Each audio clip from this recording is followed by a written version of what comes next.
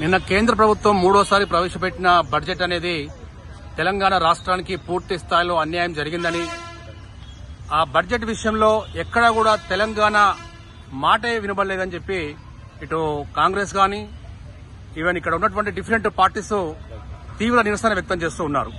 ఇక్కడ ఎన్డీఏ అనేది Naidu, Nitish dependent alliance అని, ఆంధ్ర బీహార్లకు దండిగా నిధులు కేటాయించారని, విభజన చట్టం కింద ఏపీకి నిధులిచ్చి రాష్ట్రానికి ఎందుకు కేటాయించారని చెప్పి కాంగ్రెస్ పార్టీ, మిగతా సిపిఐ, సిపిఎం అనేక పార్టీలు తీవ్రంగా విమర్శిస్తూ ఉన్నారు. సో దీనిపై ఎస్ఎఫ్ఐ తరఫున మీరు ఎలా స్పందిస్తారు? ముఖ్యంగా మేము డిమాండ్ చేసేది, ఈ నిన్న జరిగినటువంటి బడ్జెట్ సమావేశాల్లో మేము భావించేది ఏంటంటే, ఈ ప్రభుత్వం కేవలం కుర్చీని కాపాడుకోవడం కోసం, తన యొక్క బలాన్ని కాపాడుకోవడం కోసం, పార్లమెంట్ లో అది అధికారంలో ఉండడం కోసమే బడ్జెట్ పెట్టింది తప్ప ఈ దేశ ప్రజల శ్రేయస్సు కోసం గానీ, ఈ దేశ ప్రజల అభివృద్ధి కోసం గానీ, విద్యారంగ అభివృద్ధి కోసం మాత్రం అస్సలే కాదని మేము భావిస్తా ఉన్నాం.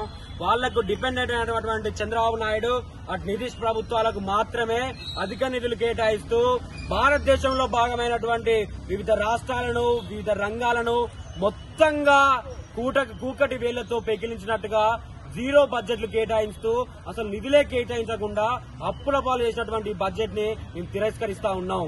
ముఖ్యంగా మేము డిమాండ్ చేసేది ఏంటంటే, ప్రతి ఒక్క రాష్ట్రానికి, ప్రతి ఒక్క రంగానికి, రంగాల అనుగుణంగా, రాష్ట్రాల బడ్జెట్ అనుగుణంగా విద్యారంగానికి ఎట్లయితే కేటాయిస్తారో సేమ్ అదే రంగాలుగా కేటాయించాలి తప్ప తమ యొక్క స్వార్థ ప్రయోజనాల కోసం, తమ యొక్క ప్రభుత్వాలు నిలుపుకోవడం కోసం, తమ యొక్క పెట్టుబడిదారుల దోస్తులని కాపాడుకోవడం కోసం, ఈ బూర్జువాల కోసం, ఈ కార్పొరేట్ కంపెనీలని ఈ దేశంలో ఇష్టారహితంగా తువ్వుకోవడం కోసం, గనులను తవ్వుకోవడం కోసం, కార్పొరేట్లకు ఉపయోగపడే శ్రమ దోపిడీ కోర్సులను ఉపయోగించుకోవడం కోసం ఈ బడ్జెట్ పెట్టొద్దని చెప్పేసి మేము డిమాండ్ చేస్తా ఉన్నాం. వెంటనే ప్రభుత్వం మరలా బడ్జెట్ కేటాయించాలి, విద్యారంగానికి అత్యధిక నిధులు కేటాయించాలి. అసలు తెలంగాణ ఊసే ఎత్తని ప్రభుత్వం ఎందుకు? అసలు ఇక్కడికెళ్లి ఎంపీలు ఉన్నారు, 8 మంది ఎంపీలు, ప్రతిపక్ష ఎంపీలు ఉన్నారు. కనీసం వీళ్లకు సిగ్గుమాలినోళ్లు, వీళ్ళకి ఏమాత్రం ప్రజల పట్ల శ్రేయస్సు ఉన్నా, ప్రజలు ఎన్నుకున్న గౌరవం ఉన్నా, రాజ్యాంగం పట్ల ఏమాత్రం నిబద్ధత ఉన్నా వాళ్ళు వెంటనే ఈ ప్రభుత్వాన్ని డిమాండ్ చేయాలి. మళ్లీ బడ్జెట్ ప్రవేశపెట్టాలి. తెలంగాణకు అత్యధిక నిధులు కేటాయించాలి. ఇక్కడ లోకో ఫ్యాక్టరీ ఉంది, బయ్యారం ముఖ్య ఫ్యాక్టరీ ఉంది, ఇక్కడ విశ్వవిద్యాలయాలు ఉన్నాయి, కేంద్ర విద్యాలయాలు ఉన్నాయి, ఎన్ఐటితో పాటుగా డేమ్డ్ యూనివర్సిటీలు ఉన్నాయి.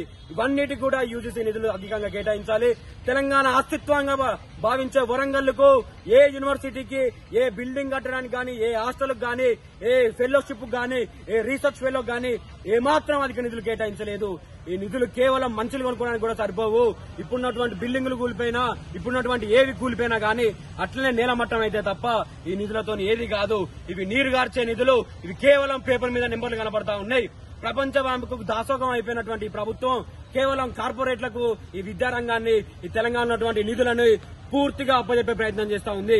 మేము వెంటనే డిమాండ్ చేస్తా ఉన్నాం, రాష్ట్ర ప్రభుత్వాలు అన్ని కూడా ఇవన్నిటిని కూడా వ్యతిరేకించి మళ్లీ బడ్జెట్ ప్రవేశపెట్టాలని మేము డిమాండ్ చేస్తా ఉన్నాం. ఆ బడ్జెట్ లో ప్రతి రాష్ట్రానికి, ప్రతి రంగానికి, ప్రతి యూనివర్సిటీలకు అధిక బడ్జెట్లు కేటాయించాలి. రేపటి రోజున రాబోయే తరాలన్నీ కూడా తయారయ్యేది ఈ విశ్వవిద్యాలయాల్లోనే, ఈ హైయర్ ఎడ్యుకేషన్ లోనే. కాబట్టి డిగ్రీ కాలేజీలు, ఇంటర్మీడియట్ కాలేజీ నుంచి మొదలు పెట్టుకుంటే పోస్ట్ డాక్టరేట్ వరకు ప్రతి ఒక్క కోర్సుకి, ప్రతి ఒక్క రంగానికి మేము కేటాయించాలని కోరుతా ఉన్నాం.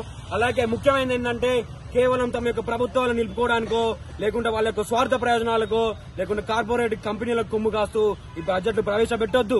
రాజ్యాంగబద్దంగా పార్లమెంటరీ రాజకీయాలను మీరు బేషరతుగా ఫాలో అవుతారు కాబట్టి ఆ షరతులుగా మీరందరూ కూడా ప్రజల పక్షాన, ప్రజల కొరకై ప్రవేశపెట్టాలని చెప్పేసి ఈ ప్రభుత్వాలు, ఈ ఎంపీలు అందరూ కూడా డిమాండ్ చేయాలి. వీళ్ళకు సత్తా లేకపోతే ప్రభుత్వాలను వదిలిపెట్టి తెల్ల కాగితం మీద సంతకం పెట్టిపోండి, ప్రజలు ప్రజాపాలన సాగించుకుంటాం, ప్రజలే పాలకులై సాగించుకుంటాం అని చెప్పేసి మేము డిమాండ్ చేస్తా ఉన్నాం.